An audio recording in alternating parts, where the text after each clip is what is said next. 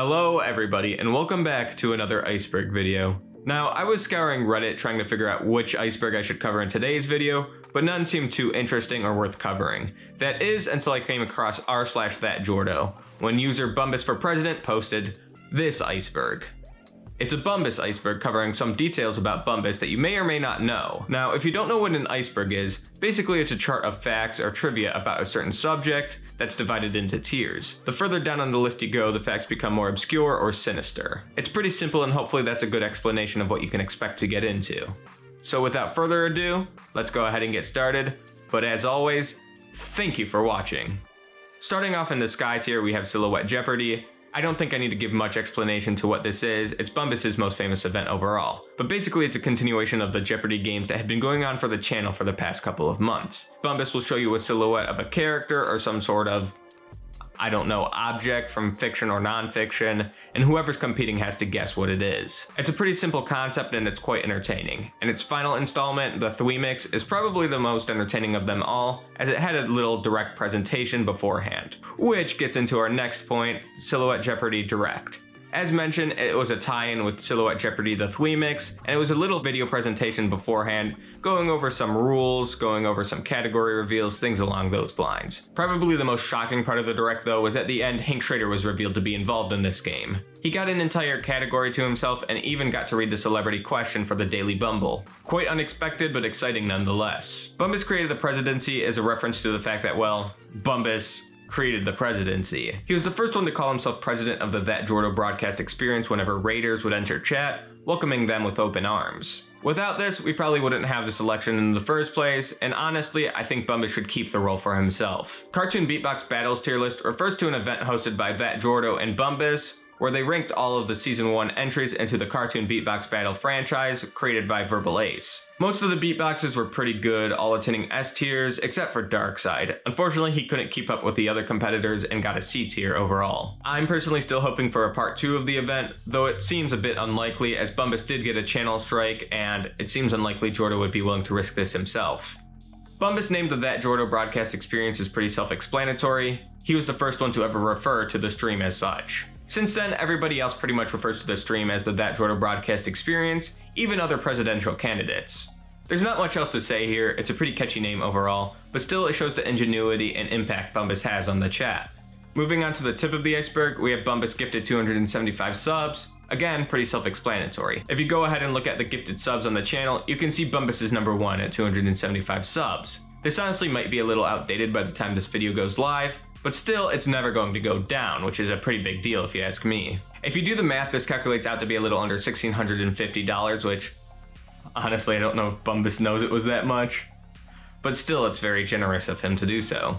The Goblin v Orangutan hypothetical refers to a would you rather question that Bumbiss periodically asks. Basically, it boils down to, would you rather fight a goblin every time you try to start your car, or once a year at a random time, fight an orangutan with a broadsword? Really, there's not a correct answer, and whenever somebody does answer, Bumbiss always changes the elements to make it more interesting. For instance, sometimes the goblins leave an odor that cannot be undone, and sometimes the orangutan has a broadsword that's 2 miles long. Really, there's not a way to win this hypothetical. You just kinda play with it until you get bored and then put it away until the next stream. The Sonic hypothetical refers to a question that Bumbiss asks every time Jordo goes on break. The question is harmless enough, it's whether or not you think Sonic the Hedgehog can read a book. Personally myself, I feel he cannot, though the jury's still out on that one. The T-Dice clip is a clip that came from the New Year's Eve stream where they were playing Super Smash Bros. Ultimate. Here you can see T playing as a Mii of who I presume to be Hank Hill, running at a Steve, saying he's about to win. Unfortunately, the Steve uses a forward smash attack and instantly kills T. In the background you can hear Ultra Instinct music playing. This clip has gone on to become the second most famous clip on the entire ThatJordo Broadcast Experience. But what's not clear from the clip is Bumbiss is actually piloting Steve during this event. Without Bumbiss, this clip would not exist at all.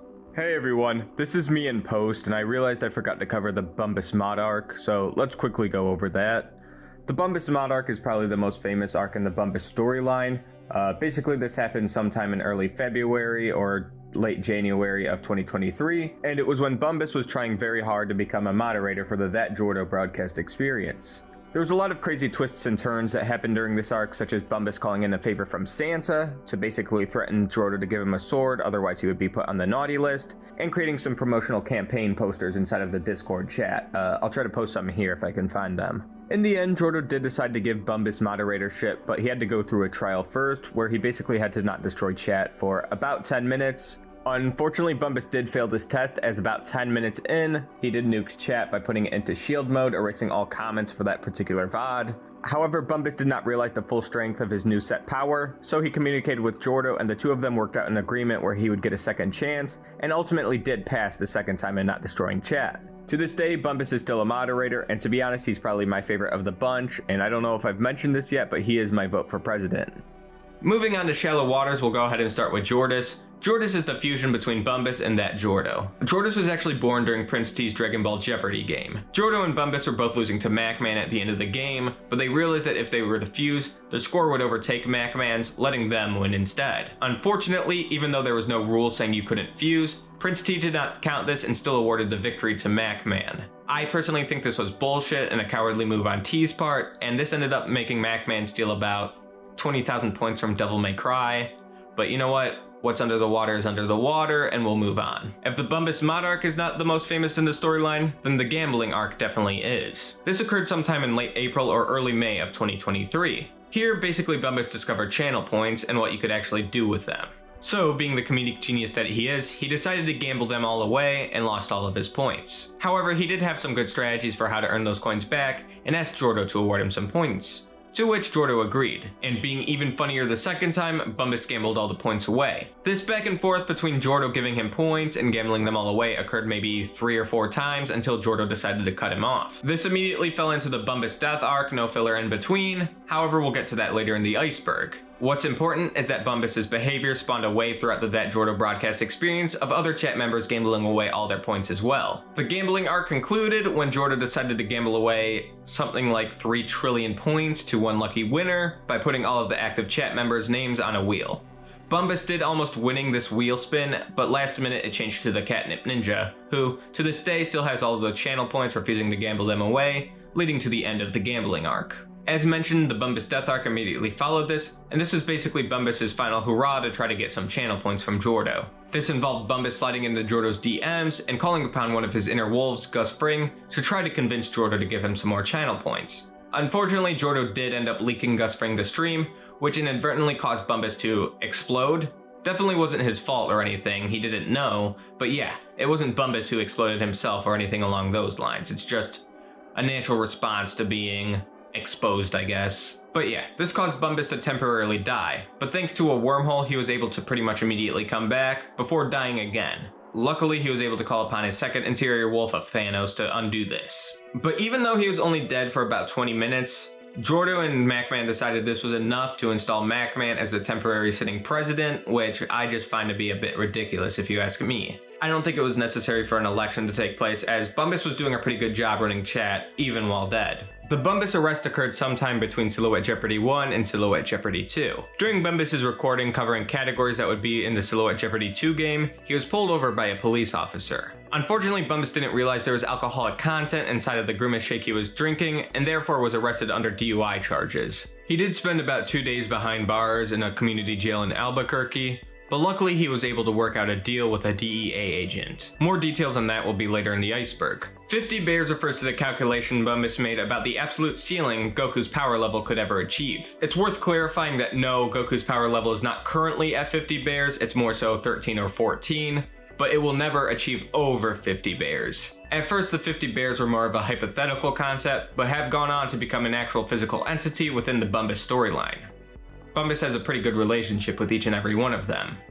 Now this next one's a little bit tricky, as technically Bumbiss didn't come up with the idea for the Living Tombstone Five Nights at Freddy's tier list that was on Adzinko and the Blue Ghoul, but he did have a big part in making it come to fruition. This was meant to be a spiritual successor to the Cartoon Beatbox Battles tier list, but Jordo wasn't a big fan of the idea at first. However, continuous chat demand finally convinced him to do otherwise. And it was Bumbiss's idea to host this event right before the Tears of the Kingdom stream. Basically, the idea was the name of the stream was like the moment I've been waiting for or whatever, and then it was a fake out with the Five Nights at Freddy's tier list instead of Tears of the Kingdom.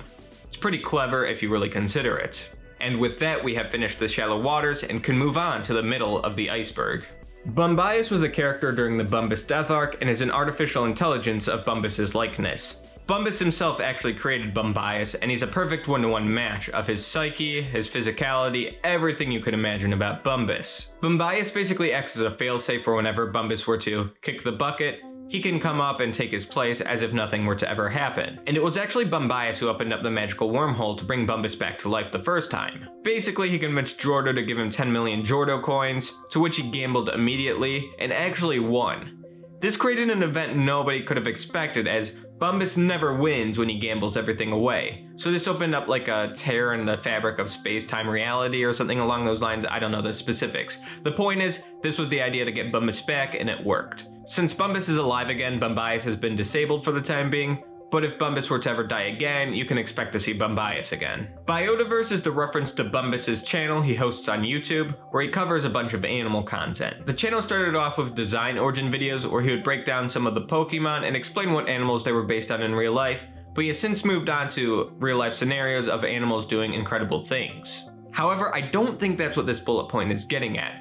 Instead, Biodaverse is an alternate character played by the actor who plays Bumbiss, and is meant to act as an antithesis towards Bumbiss. Basically, Biodaverse represents everything that Bumbiss is not, and that pisses him off, rightfully so. It's kind of like a Mario Wario situation if you want to think of it like that, and Bumbiss has undoubtedly won, as Biodaverse remains banned under ThatJordo Broadcast Experience to this day. The Sonic Drawing Extravaganza is actually the very first appearance of Bumbiss on the ThatJordo Broadcast Experience. It was a tie-in event with the Biodaverse YouTube channel, that's why I had to describe it in the previous bullet point, where Jordo actually guest starred in an episode breaking down the design origins of some Sonic characters. Bumbiss joined Jordo to draw some Sonic drawings, some of which can be seen here. This was meant to be a one-off, and Bumbiss wasn't supposed to be a reoccurring character on the ThatJordo Broadcast Experience, but I think we're all glad that he is. The Sonic at Waffle House scenario is pretty similar to the other yes and questions Bumbiss consistently asks within the stream. However, this one was a bit special as it unlocked some details about the Jordo storyline that we didn't previously know. For instance, he had a friend in high school named Tails Tyrus per hour, which is different from Tails Miles per hour. This is also the moment when Jordo canonically met Sonic and accidentally killed him by banging his head against a corner of a booth. The national anthem is just a reference to Bumbiss saying the national anthem right before the presidential debate. Some say there might be some subliminal messagery within his version of the national anthem, but honestly myself I don't hear it. Alright, now moving on to deeper waters, we have Bumbiss sponsored the Jeremy art stream. Back sometime in June of 2023, Jordo dedicated an art stream to drawing Jeremy, the cat from the Monday Left Me Broken meme. Jordo claims the reason he did this is because an unknown chat member actually sponsored the creation of the art piece, but it was never confirmed who. It's heavily implied that this chat member was Bumbiss, though like I mentioned there has never been any confirmation and I don't know if we ever will unless one of them states otherwise. But yeah, it was probably Bumbiss who did it, it's right up his alley. Inner Wolves, again this refers to the Bumbiss death arc when it was revealed that Bumbiss's inner wolves are Gus Fring and Thanos respectively. It's unknown if there are more inner wolves, but we at least know those two for sure. Plox is pretty self-explanatory. Bumbiss discovered Plox, shared it with Jordo, they both instantly fell in love, and boom, Jordo created an art piece of Plox, and even added the final boss theme to his stream playlist. Though I haven't heard it in a while, so maybe he did end up removing it. Bumbiss has known Jordo for 10 years is just factually incorrect. Technically it's only been 9.5 years, though I guess the creator of the iceberg wanted that nice round number. This is likely Jordo's longest relationship with a single chat member, aside from some IRL friends such as Landfin and Chodak. Big's Big Fishing Adventure Datamind. Whew, this is a big one. So basically, Bumbiss is actually somewhat skilled with technology and coding. I know that's a shocker, but he was able to take the Big's Big Fishing Adventure game and actually scrape some of the source files from it. Here he was able to show some of the character artwork, where it was actually revealed that Crate seems to be a cut character from the game. I don't exactly know why Crate would ever be a character in the game, but regardless, this data mine is available on Bumbiss's Google Drive. Maybe I'll post a link to it in the description. But yeah, this is something that happened. But yeah, this got a good 2.5 hours of coverage on stream. Chodak v Bumbiss 2021-2023. This refers to a subwar that Bumbiss and Chodak have been a part of. Basically, they got into some sort of dick measuring contest to see who could give more subs to the ThatJordo Broadcast Experience, and this came to its finale on this date. During the stream, Chodak and Bumbiss gifted something like 250 subs collectively, which is definitely a record for within a 24-hour period. In the end, Bumbiss did end up winning, though it was a very close call. He only ended up winning by like 2 subs or something like that. Since then, the subwar has somewhat cooled down, though the two of them do somewhat get into it every once in a while. And we're only 2 tiers from the absolute bottom, as we have the bottom of the iceberg. And we'll start off with Hank Schrader arrested Bumbiss. This, again, is technically incorrect. Hank Schrader wasn't the one who arrested Bumbiss, but instead got him out of jail. Yup, Hank Schrader was the DEA agent who helped Bumbiss get free. You see, as it turns out, Hank Schrader was actually a pretty big fan of Silhouette Jeopardy. So Bumbiss promised him an entire category to himself, as well as a guest appearance to read the Daily Bumble. Schrader was extremely ecstatic for this and instantly freed Bumbiss. To this day, they're very great friends, and each of them owe each other a couple of favors. Bumbiss caused Jordo's first Among Us win. It's as simple as it sounds. In Among Us, Jordo has a tendency to get imposter, like, a lot, but he was never able to squeak out a win. That is, until he was against Bumbiss. Bumbiss did end up seeing Jordo murder someone, but he didn't say anything about it and decided to become the third imposter. Together they were able to kill, I believe it was T, and that got Jordo his first imposter win. Let me tell you, if I was Bumbiss, I'd say, you're welcome. Catnipped killed Bumbiss. During my explanation of the Bumbiss death arc, you may have noticed I said Bumbiss died twice, but I never got into detail about how he died the second time. Well, the reason is because when Bumbiss walked through that magical time rift, Catnip Ninja immediately chopped off his head. I'm not sure why he decided to do this. Bumbiss was taking on the inner form of Thanos, so maybe he was afraid of Thanos, or maybe it was some sort of election interference to keep MacMan in power. I'm not really sure. Regardless, this led to the craziest laughing fit ever experienced by Jordo on stream. His nose actually ended up bleeding from how hard he was laughing. I don't know if that's ever occurred before. Luckily, Bumbiss was easily able to come back almost immediately, as he just used a time stone to reverse that ever happening. And now we're finally at the bottom of the iceberg. These are the most heinous and obscure facts about Bumbiss, and we'll start off with 51 bears. Now, actually, I don't think there's much here aside from speculation. What I assume this is saying is there's some sort of 51st bear out there, but this is likely not to be the case, as Bumbiss himself has confirmed he's only ever met 50 bears.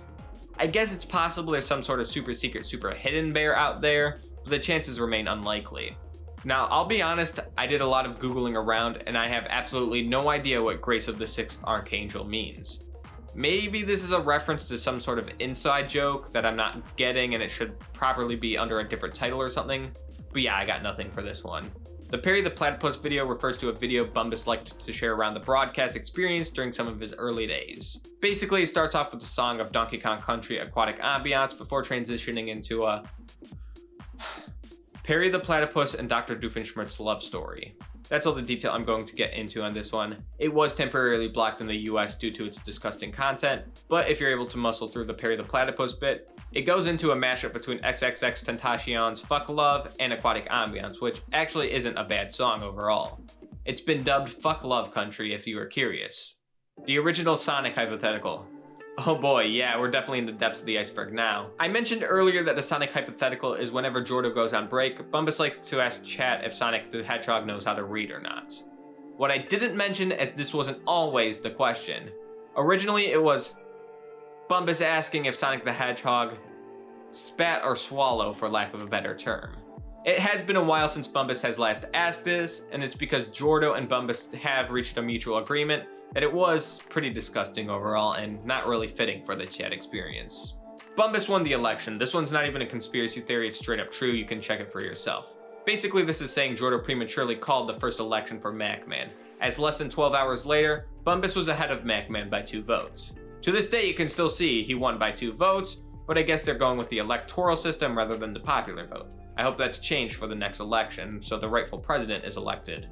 And finally, we have the coma or dream theory. And this is basically just saying that the ThatJordo Broadcast Experience, all chat members, you included, are just figments of some sort of dream that Bumbiss is currently having, and one day he'll wake up and we'll all cease to exist. Honestly, this is not likely, as Bumbiss himself is interaction, and at least to me it's felt like this experience has been going on for a while, though I guess it is possible one day that Bumbiss would wake up and we'll all cease to exist.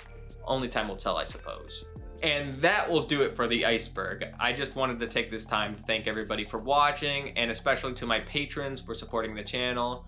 These videos take a lot of effort to create, of course, and I wouldn't be able to do it without you. Honestly, all of the support is monumental in making sure I'm able to keep doing this. Yeah, I like the ThatJordo Broadcast Experience, of course, but it is a lot of effort. Oh, and I should also mention that if it's not clear, I will be voting for Bumbiss in this upcoming election. I just feel he's done the most for the chat and probably has a lot to offer going forward if he does become president. So maybe you should consider voting for him as well. I don't know. That is ultimately your choice, but regardless, I just wanted to share my thoughts on that regard. Also, if anyone has a black Honda Civic parked outside, could you please move it? My mom actually has to go to the store, and you've been parked there for a couple weeks now, and I'm starting to get hungry, but you know, if not, I'll have to call the police to move it themselves, but I thought it would give you a fair chance to move it if the car belonged to you. But yeah, I guess besides that, that'll do it for this video. Thank you for watching.